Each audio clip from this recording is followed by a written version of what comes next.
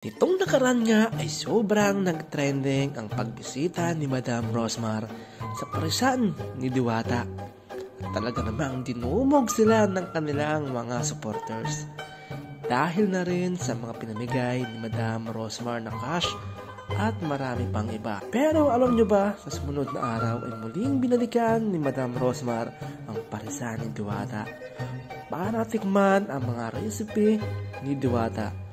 Makikita nga dito sa video ni Madam Rosmar na sobrang niyang ini-enjoy ang bagong recipe ni Diwata na barbecue. Pero mas mapapansin dito na mas nag-i-enjoy siya sa napakalaking fried chicken ni Diwata. At ganito kasimple ang isang Rosmar. Kahit isa na siyang milyonarya, simple lang kumain, walang arte sa katawan.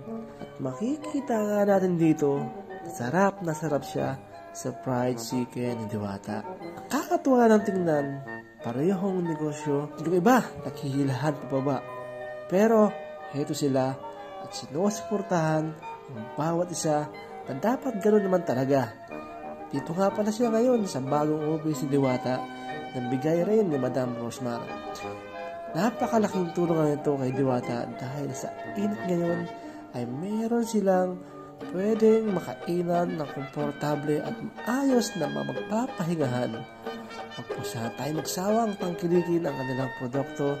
Patuloy natin silang suportahan sa kanilang mga social media account. Please follow Ma'am Rosemary Pamlaklakin at Diwata Paris fan page. Overload! God bless po sa ating lahat.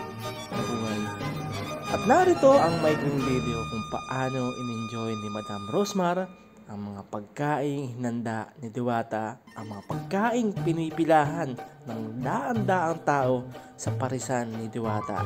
At kung panoorin at bago lahat, credit po kay Ma'am Rosmar sa video na to. Maraming salamat po. God bless po sa ating lahat.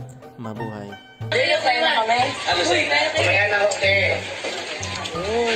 Buhay mo yun. Yan, natin tayo gusto. Paano mo padala mo tayo? Quezon daw. Ha? Kuya ko yun. Kuya ko lang. Bigyan na eh. Tumya ko. Padala mo server. Kinuha na lang. Dito nga ay kitang-kita at talagang halatang-halata na nag-i-enjoy siya sa kanyang pagkain dahil na rin daw siguro sa gutom niyang nararamdaman. Ano po gusto? Ano po gusto? Gusto lang yan. Ay, masarap na mami. Muli po, big salute kay Ma'am Rosmar sa walang sawa niyang pagtulong sa ating mga kababayan.